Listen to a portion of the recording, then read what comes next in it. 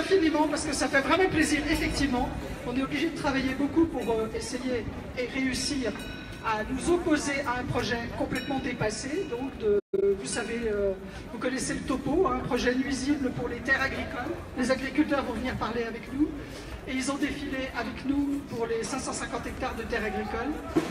Un projet nuisible pour l'eau, un projet nuisible pour la qualité de l'air, parce que tout le monde ne le sait pas, et je profite qu'il y a beaucoup de monde pour dire qu'il faut absolument prendre conscience de l'énormité de la pollution aérienne dans la vallée de la Seine. C'est en zone sensible, et on pose la première pierre d'une école à 500 mètres de la cimenterie, qui est un des 10 établissements les plus polluants d'Île-de-France, et non pas seulement de la vallée. Donc voilà. Donc le projet Heidelberg-Seemann, qui a 20 ans, et à l'examen dans les méandres de l'administration. Et donc on espère que, comme tout le monde est contre, et on remercie les élus de prendre l'ascendant sur ce sujet et de se battre pour que le territoire parte sur d'autres projets, d'autres idées que le maintien de choses qui n'ont plus cours quand il y a tant d'habitants autour, notamment d'une cimenterie polluante. Et donc on remet, en tant que citoyen, on remet aux élus qui nous font l'honneur d'être parmi nous, de dire à l'État, de dire aux sous-préfets nouveaux, de dire aux préfets, stop, on passe à autre chose, on fait autre chose. Je donne la parole aux agriculteurs et ensuite à plusieurs élus. Bravo Dominique!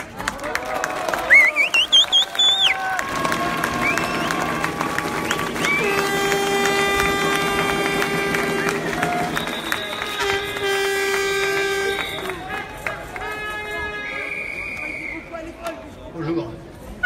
L'association des propriétaires et agriculteurs de la région de Mantes s'associe au syndicat Union de Mantes et ainsi qu'aux jeunes de la et s'oppose fermement à ce projet de carrière qui sera trop dévastateur pour notre territoire agricole. La première demande porte sur 104 hectares, sur une zone spéciale de 550 hectares, et tout cela dans le parc naturel régional du Vexin français. Nos jeunes ne veulent pas reprendre nos exploitations avec une épée de Damoclès au-dessus de la tête. En ce qui concerne le réaménagement post-exploitation, nous ne pouvons pas imaginer ce que sera l'avenir sans avoir un regard sur le passé. 2 cimenteries ont fonctionné sur notre canton. La cimenterie de Limay, exploitée par la Farge, n'existe plus, mais nous laisse un trou de 80 hectares sur le plateau, aujourd'hui classé en réserve naturelle. Et qu'en sera-t-il demain? Point d'interrogation. La cimenterie de Gargenville, en activité depuis 90 ans, continue ses extractions sous les terres agricoles et laisse derrière elle 15 hectares au lieu-dit des Blancs-Soleil, comblés en décharge. Sur Gargenville et Jusier, une centaine d'hectares remblayés, mais non restitués à l'agriculture. Sur Guitrancourt, 200 hectares non restitués pour raison d'enfouissement de nos déchets. Décharge de classe 1, 2, 3. Sur le territoire de Groyan-Vexin, une extraction de sablon de 12 hectares de forêt nous laisse aussi une décharge d'amiante et d'hiver. Sans oublier, non loin d'ici, les extractions de granulats sur Guerne et Sandrancourt, qui nous privent aussi de dizaines d'hectares pour la culture. C'est au total plus de 400 hectares de terres agricoles que nous avons perdues sur notre canton. Des terres agricoles qui nous manqueront à l'avenir, aux portes de Paris, pour nourrir 12 millions de franciliens. C'est dans ce contexte que nous nous opposons catégoriquement à ce projet d'exploitation de carrière cimentière sur Groyan-Vexin. Trop, c'est trop, nous avons déjà beaucoup donné. Bravo! Bravo!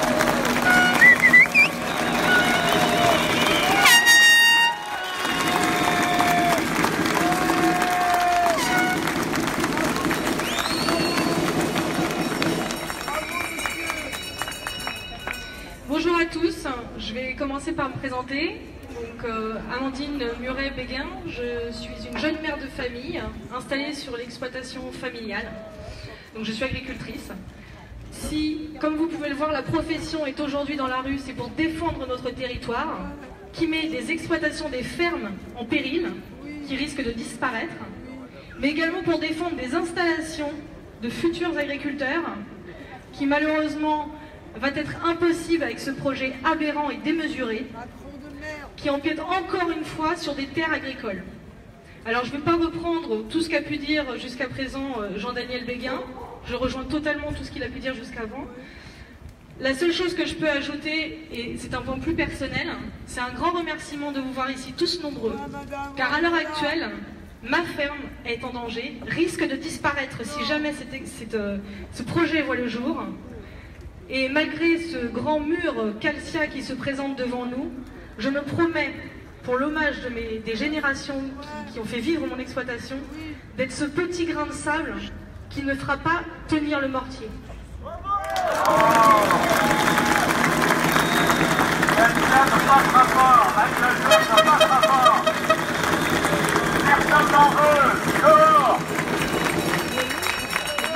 Bien. Je suis Bruno Caffin, maire de Boyen-Vexin, et je voudrais d'abord remercier la BL3C pour son travail, cette organisation, cette mobilisation exceptionnelle. Merci aussi mes chers collègues élus du Vexin et de la vallée de la Seine. Merci à vous tous d'avoir fait l'effort d'être à Mantes aujourd'hui. Aujourd'hui, la société Ciment français Calcia Italcimenti et Delberg Cement a déposé un dossier de demande d'autorisation environnementale, ça dit bien ce que ça veut dire, pour exploiter donc pendant 30 ans une carrière cimentière sur 104 hectares à Bourg-en-Vexin dans ma commune. Un projet dont nous ne savons que peu de choses puisque nous attendons toujours que la société vienne nous le présenter et qui, semble-t-il, n'aurait pas grand-chose à voir avec le projet d'intérêt général décrété par le préfet il y a quelques mois. Quoi qu'il en soit, ce projet est un danger qui en cache un autre, celui de voir détruire 550 hectares massacrés au cours de peut-être un siècle, comme si ça n'allait gêner personne, comme si c'était inéluctable, inévitable et vital. Ce projet, dont même la logique industrielle est contestable et qui est le prolongement de décisions prises il y a plus d'un quart de siècle, nous paraît aujourd'hui inutile, risqué, voire dangereux pour les habitants de nos communes et l'avenir de leurs enfants. Il porte en lui les pires menaces sur la qualité de l'eau, de l'air, sur nos emplois, sur la préservation de nos espaces agricoles et sensibles. Nos responsabilités d'élus nous conduisent à nous interroger sur la justification de ce projet industriel et à faire part de nos craintes, des craintes régulièrement exprimées par vous, les habitants de nos communes, et très opposés à ce projet qui dégraderait considérablement notre qualité de vie, celle de nos familles, de nos patrimoines, et ça pour 2 ou 3 générations. Nous sommes déjà 30 maires, représentant plus de 150 000 habitants, à demander que soit appliqué le principe de précaution, entré dans la Constitution en 2005, à l'article 5 de la Charte de l'environnement. Un principe qui s'impose, qui impose, en l'absence de certitude scientifique, d'évaluer les risques et de prendre des mesures pour éviter un dommage irréversible. C'est un principe tout simple qui doit aboutir à l'abandon définitif de ce projet. Merci de votre attention.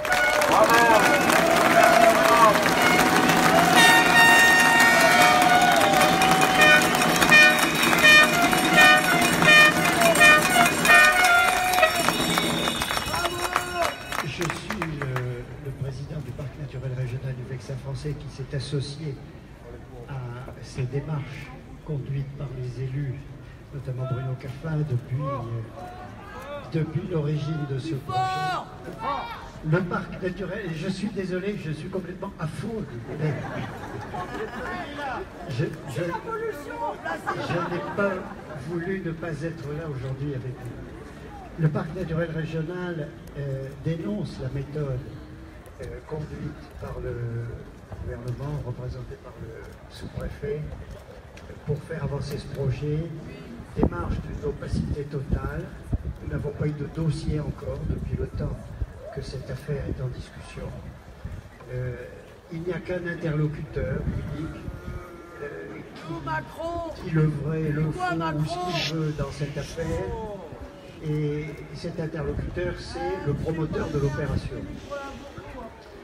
Devant les risques et les inquiétudes que nous portons tous ici, le parc naturel régional d'abord s'interroge sur la pertinence économique de cette opération. A-t-on vraiment besoin de faire ceci aujourd'hui ici? Et d'autre part, quel est l'impact, personne ne l'a encore mesuré, sur la vie locale, le commerce local, l'activité économique locale, dans la mesure où ce projet serait développé. Deuxièmement, le parc est très inquiet pour la santé aussi le bien-être et la santé de la population environnante, compte tenu des nuisances de bruit, de poussière. Et puis aussi, le parc naturel régional est extrêmement préoccupé par les perturbations immanquables qu'un tel projet amènerait sur l'écosystème hydraulique de tout le bassin de la Montcian. Les écoulements superficiels seraient complètement perturbés, un tunnel viendrait bouleverser les écoulements souterrains. Rien n'est étudié, aucun impact, à nos yeux en tout cas, n'a été évalué sur les conséquences sûrement extrêmement importantes de cette opération sur les eaux dont on sait qu'elles sont évidemment une ressource première, avec en perspective les captages d'eau potable qui alimentent les populations environnantes. Tous ensemble ici, rappelons à l'État qu'il a signé la charte du parc naturel régional du Vexin français et enjoignons à l'État d'honorer son engagement qui lui interdit de ne pas respecter la biodiversité, l'écosystème, tous les équilibres qui sont en place sur ce territoire fragile, raison pour laquelle un parc naturel régional a été institué sur ce périmètre. Et puis demandons à l'État, ce qui est prévu aussi dans la démarche d'un parc naturel régional, de conduire, s'il a des projets comme celui-ci, demandons à l'État, exigeons de l'État qu'il conduise ces projets d'une manière exemplaire à tous égards, sur les études d'impact, sur la concertation qui aujourd'hui est une concertation totalement tronquée, et évidemment sur l'anticipation de toutes les conséquences que ça pourrait avoir. Et cette exemplarité que l'État s'est engagé à avoir, et le Conseil d'État l'a rappelé dans ses arrêts il y a une quinzaine d'années, à propos précisément de cette carrière, cette exemplarité aujourd'hui, eh bien, on en est extrêmement loin. De toute façon, une zone 109 dans un parc régional est une absurdité. Pas de zone 109 dans un parc régional, déjà. Bonjour à tous, je suis Cécile Dumoulin, je suis conseillère départementale du canton de Limay.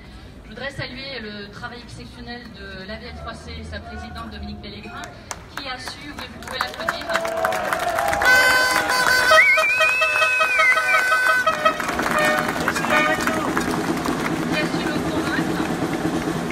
qui a su me convaincre par son travail d'information, de documentation, que ce projet a été vraiment nuisible pour notre territoire. C'est vrai que nous sommes sur un territoire en Ile-de-France où on construit beaucoup. Pour autant, on ne doit pas laisser faire n'importe quoi.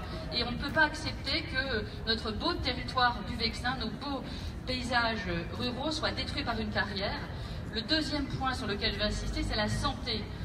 Nous n'avons aucune garantie sur l'eau et on sait que c'est vraiment quelque chose d'extrêmement précieux qu'il nous faut préserver. Ce projet aussi, on le voit, porte beaucoup de tonnes de CO2, 1000 tonnes de CO2 par jour. Est-ce qu'on a besoin dans une vallée de la Seine déjà, où on sait que la pollution est importante, qu'il y a beaucoup de pathologies allergiques, chroniques, d'avoir un projet qui maintient justement cet environnement. Donc c'est pourquoi que je suis aujourd'hui avec vous, à vos côtés, que je voudrais remercier l'ensemble des élus, des agriculteurs, de la population qui s'est associée, et puis le combat continue. Bravo.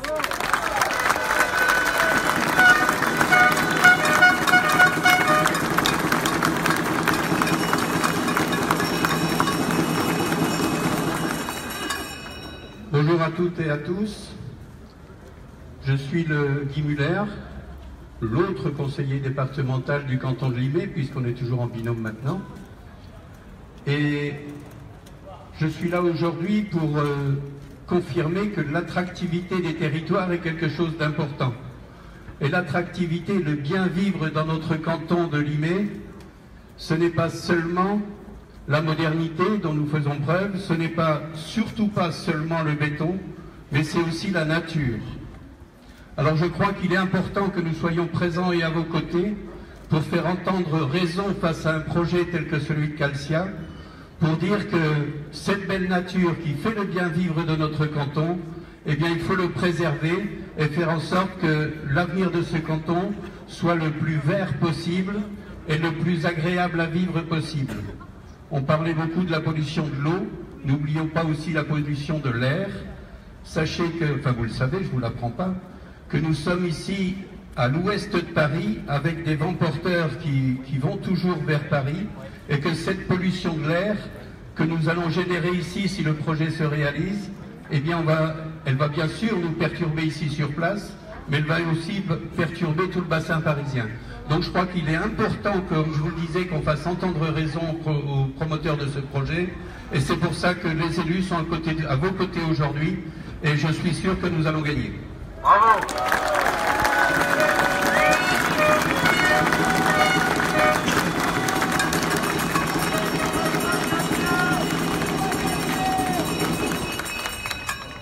Bonjour à toutes et à tous. Moi, j'ai plaisir à vous voir si nombreux, ici, à Mantes-la-Jolie, sous le soleil. C'est parce que, puisque vous êtes plus de 500, c'est parce que vous le savez, vous êtes là pour défendre une cause qui est une cause importante.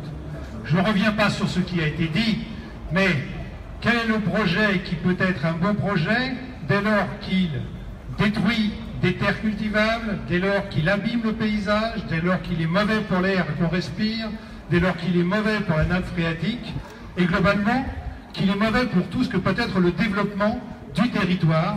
Et je veux dire que cela ne touche pas que quelques villages ruraux, qui bien sûr sont aux premières loges. Ça touche aussi toute la vallée. Guy Muller vient de le rappeler. Lorsqu'il y a des vents, eh bien la pollution, elle concerne tout le monde. Lorsque la nappe phréatique est polluée, c'est tous ceux qui la boivent qui, à un moment donné, sont impactés. Alors, vous savez, c'est pas quelque chose, c'est pas un combat qui est facile. C'est pas un combat qui est facile. D'ailleurs, comme l'a fort justement rappelé Bruno Caffin tout à l'heure, on nous a dit qu'un dossier était déposé, on nous a dit qu'on pouvait y avoir accès et qu'on viendrait nous le présenter. Je n'ai toujours rien vu venir, et je sais que beaucoup des plus de 40 élus qui sont ici présents aujourd'hui, eh bien, malgré leurs sollicitations, n'ont pas pu obtenir ces informations. Alors moi, je vous le dis, il n'y a pas de bonne chose à ce projet. Le seul argument qui parfois nous est, apporté, c'est celui de l'emploi. La réalité, c'est que je vois bien que d'un côté, on dégraisse, et ça fait des années qu'on dégraisse, dans toutes les parties administratives, et puis qu'il n'y a pas de raison qu'une exploitation amène plus d'emplois qu'elle n'en a au jour d'aujourd'hui, c'est-à-dire pas beaucoup. Par contre, je suis convaincu d'une chose, c'est que si jamais ce projet se développe, il y a des emplois qui vont être perdus. Et lorsque l'on fait une arithmétique, il faut prendre bien sûr les recettes, mais il faut surtout prendre les dépenses, c'est-à-dire surtout ceux qui seront des emplois détruits, sans parler de ceux qui pourraient être créés. Pour toutes ces raisons, mes amis, il est important que nous puissions combattre. Ça ne s'arrête pas simplement à une manifestation aujourd'hui à Mantes-la-Jolie pour venir faire porter notre voix collective. Mais si j'ai dit tout à l'heure que nous étions près de 500, en réalité, il y en a beaucoup plus qui aimeraient être ici, qui aimeraient être parmi nous. Et puis il y en a peut-être quelques-uns qui ne savent pas, qui n'ont pas été informés, parce que c'est un combat qui dure depuis longtemps. Alors aujourd'hui, j'ai envie, avant qu'on se sépare pour aujourd'hui, parce qu'on va continuer à travailler ensemble, c'est à vous demander qu'aujourd'hui nous ayons ensemble l'engagement de Mantes. L'engagement de Mantes, c'est quoi? C'est que pour que tout le monde puisse être, informé, on a besoin de vos voix, on a besoin de vos paroles, on a besoin de vos convictions, on a besoin que vous vous adressiez à vos connaissances, à vos amis, à vos relations. C'est comme ça que vous pourrez faire savoir ce qu'est ce projet, en quoi il est néfaste. Et il y a une échéance dont je ne sais pas encore à quelle date elle sera fixée, mais je pense que ça va être vers la fin de l'année, début de l'année prochaine. Il y a un moment donné où dans tous ces grands projets, on a ce qu'on appelle une enquête publique. Il est important que nous soyons les plus nombreux pour pouvoir dire tout ce que l'on pense de mal sur ce projet et pourquoi on n'en veut pas. C'est pour ça qu'il faut que vous puissiez convaincre le plus grand nombre de personnes. Nous sommes ici plus de 500. Si chacun d'entre vous, en convainc 30, faites la multiplication vous-même. C'est déjà 15 000 personnes qui spontanément viendront pour porter leur voix. Alors aujourd'hui, prenons cet engagement, toutes et tous, et en avant, nous allons gagner. Merci, monsieur le député. Merci. Par contre, pour l'enquête publique, il nous faut un commissaire intègre. Suite de l'histoire, on va aller gentiment à la sous-préfecture déposer des enveloppes pour le nouveau sous-préfet qui arrive lundi. Donc comme ça, il sera accueilli par un dossier de l'association que Michel Vialet a déposé sur le bureau de M. Hulot depuis un certain temps, la délibération des agriculteurs et puis la motion des maires signée par 30 élus. Et ce qu'on attend maintenant, vraiment, c'est que les élus fassent le tour de leur force, voient qu'ils sont vraiment forts dans ce dossier et qu'ils se débrouillent avec le sous-préfet pour le faire craquer. Donc toutes les méthodes seront admises. Oui, toutes les méthodes. Voilà. Donc la manifestation ne se dissout pas tout de suite, elle va à la sous-préfecture, elle redescend par la collégiale et elle retourne donc au bord de la Seine. Donc on continue. Merci. Merci à tous, hein, merci.